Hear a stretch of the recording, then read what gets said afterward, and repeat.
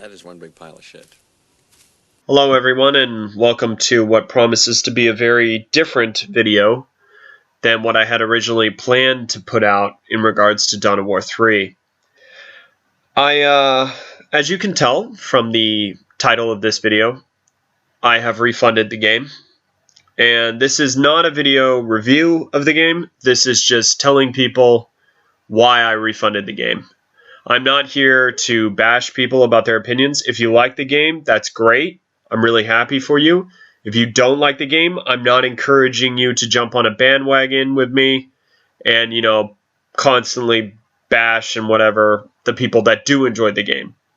This is just explaining to people who are on the fence, who maybe haven't purchased the game yet, what are some of the things that triggered me and pushed me in the direction of refunding the game. I will be comparing this game to Dawn of War 1 and Dawn of War 2 for certain things. Now, people are immediately going to say, well, you can't do that. Dawn of War 3 is a different game, just like Dawn of War 2 was a different game from Dawn of War 1. Yes, but also you need to understand the other side of the argument, which is, this is a Dawn of War game. This is Dawn of War 3. Its predecessors are Dawn of War 1 and Dawn of War 2. By naming the game Dawn of War 3 and not like Warhammer 40k Realm Worlds or something, by naming it Dawn of War 3, you have opened yourself up to criticism, and fair criticism, about it in comparison to Dawn of War 1 and Dawn of War 2. I think that's completely fair. So when people are on the forums bashing people, like, oh, you Dawn of War 2 fanboys, or you Dawn of War 1, fanboys, go home, snowflakes, blah, blah, blah. We love our game. You will always have that on the forums. And that's really unfortunate because it's not constructive criticism. It's just criticism. And I'm definitely guilty of criticizing the game in not the most constructive ways. And so I've taken time now to really look at it and be like, all right, what do I actually not like about this game? Why did I opt for a refund? What was it about Dawn of War 3 that made me cringe? Why was I left disappointed? Why was I left unsatisfied? And I've listed that out in this video. The first thing that I'm going to talk about is definitely the art style. The art style is different. It's not like Dawn of War 1. It's not like Dawn of War 2. It's different. And if you're somebody where art style bothers you, and there are people where art style will bother them when they're playing the game. I know when I played Ocarina of Time, and I got used to the idea of how Link looked in The Legend of Zelda, and then Wind Waker came out, I wasn't too happy about the difference in art style. Wind Waker was a great game, but the art style did bother me. I would have much preferred them to use the original look of Link in Wind Waker, but, you can't have everything. So the art style is different. And how is it different? Well, in Dawn of War 1 and Dawn of War 2, your units and your tanks and everything felt very real. It was a very gritty, used, worn down look on a lot of the units. And it looked like it was a very serious take on the universe. Whereas in Dawn of War 3, I hate using the word cartoony, but it is a lot more cartoonish looking. Like, the realism has been toned down is definitely the best way that I can breach the subject. The realism in regards to how the units look, according to the Warhammer 40k universe, has been toned down. If you look at the trailers, holy shit, the units look awesome, apart from the Space Marines have really, really skinny legs for some reason. But the units, other than that, look absolutely amazing. The Orcs and the Space Marines and the Eldar, they all look great. But when that is put into game, it just doesn't look that good. And I would really suggest people to go and look up the different gameplay footages of the game and see what you think. So, quickly I'd like to mention the voice acting. The voice acting in the trailer is fucking amazing, don't get me wrong. The voice acting in the trailer is great. It's everything you would expect out of a Dawn of War game. But the voice acting for the units in-game, when you summon them, or when you move them around, or everything about the voice acting in the game, is not memorable. This is really disappointing, as I absolutely loved the voice acting in Dawn of War 1 and Dawn of War 2. It was just amazing. There were so many memorable moments and quotes that the various units would say during different situations in the game that would just really get you going. It would really bring you into the game and immerse you in the universe itself. It was just amazing. Like, you've got when, for example, the orcs are dying, you know, they start screaming a different thing, or when the Imperial Guard lose morale, they start screaming a different thing. It was just great. You don't have any of that in this game. You don't have any of that element in this game, and it's really unfortunate. So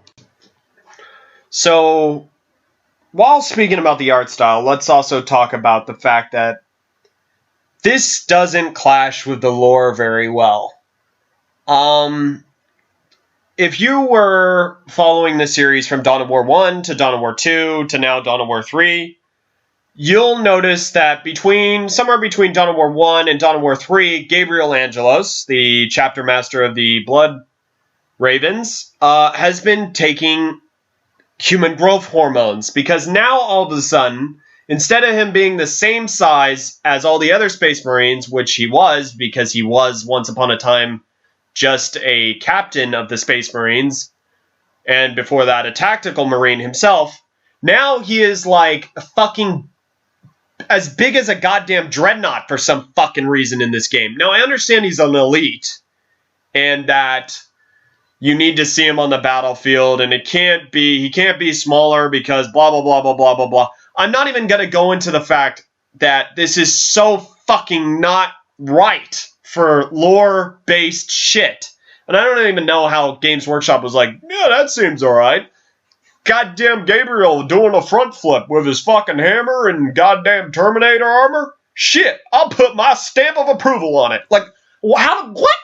Who the fuck fell asleep at the wheel with this game? Seriously. Oh, wow. I just had the weirdest dream. You know you're driving, right?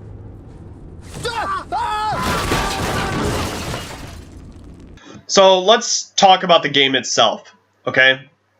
The game itself has serious issues because how bare-boned it is for the price you're paying at day one. Your day one out-of-the-box content for this game sucks. You have 3 factions, Orc, Eldar, Space Marines. Now, to me, that's red flags right there. There are so many fucking alarms going off in my head.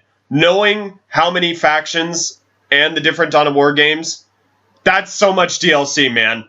They're going to pump and pump and pump you for DLC. Without doubt. Necrons, Imperial Guard, Tau, fucking Witch Hunters. Everything. You know, your Chaos Space Marines, for fuck's sake. Where the fuck are your Chaos Space Marines? Oh, well, you know, we kind of needed a brand extension strategy, and this is the one that they picked? Are you serious? Your game's bare-boned as fuck. You have 17 single-player missions that are linear, and they all shuffle you into the multiplayer. The whole point of this game is focused on the multiplayer. Oh, well, that's not too bad. The multiplayer, you know. There's one fucking game mode. There's one game mode. Are you serious? Even Dawn of War 1 had different fucking objectives in the game.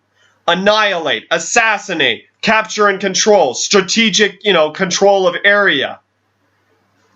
You had so many different objectives, so many different ways to play the same game on the same maps. And this is what?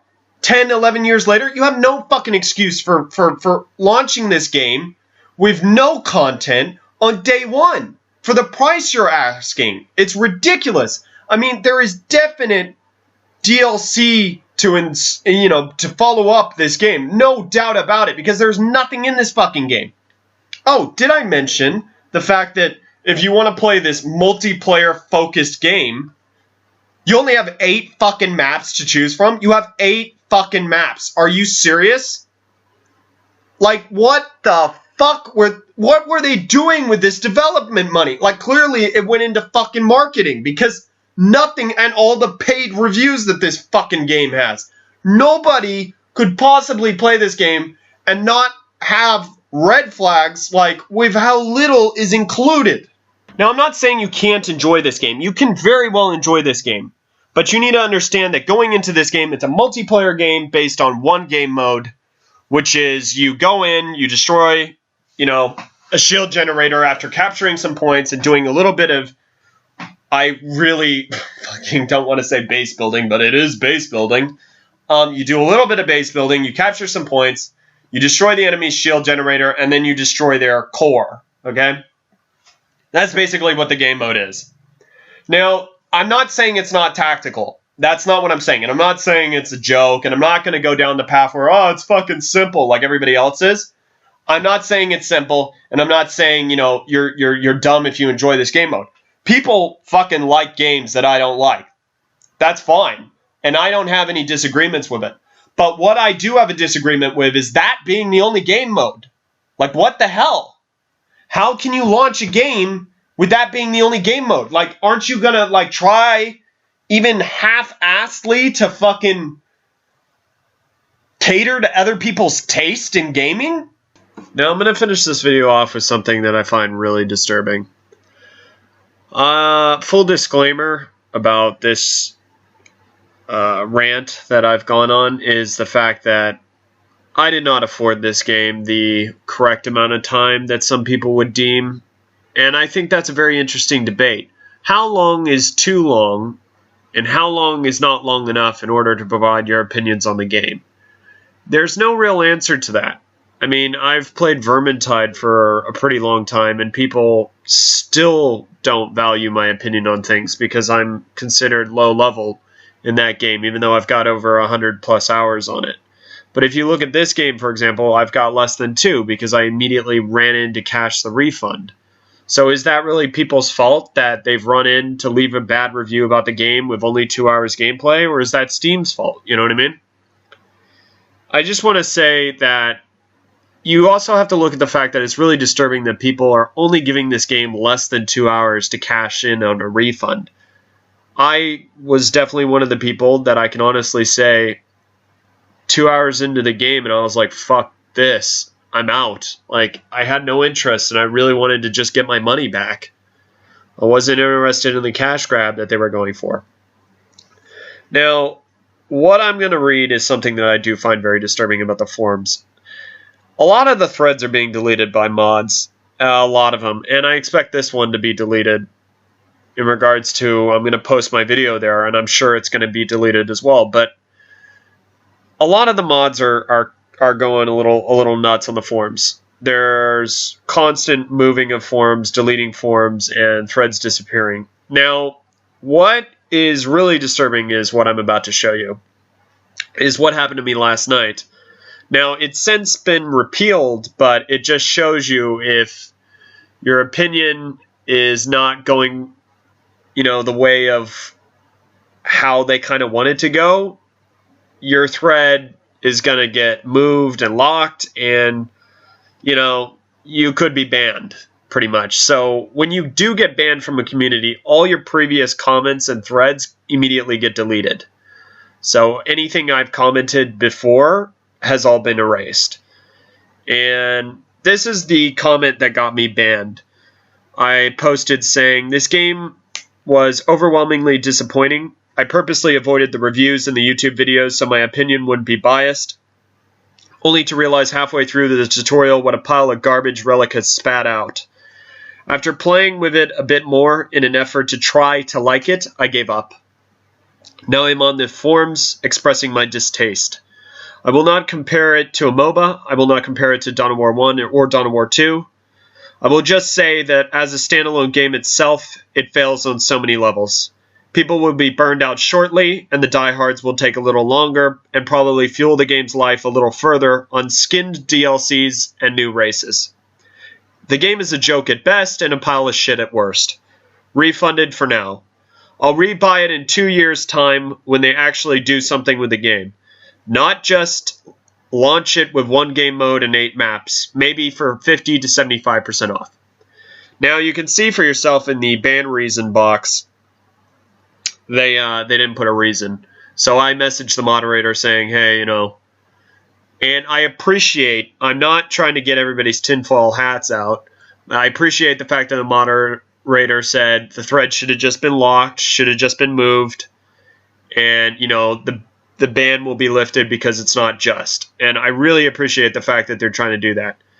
But it does seem a bit annoying to me, and it does raise the question how much shit has been deleted and how much shit has been moved just because, you know, what does fall under productive conversation and what doesn't. Because a lot of the threads that are taunting people, that are bashing people, that are, you know, super fanboying and white knighting the game have been left up.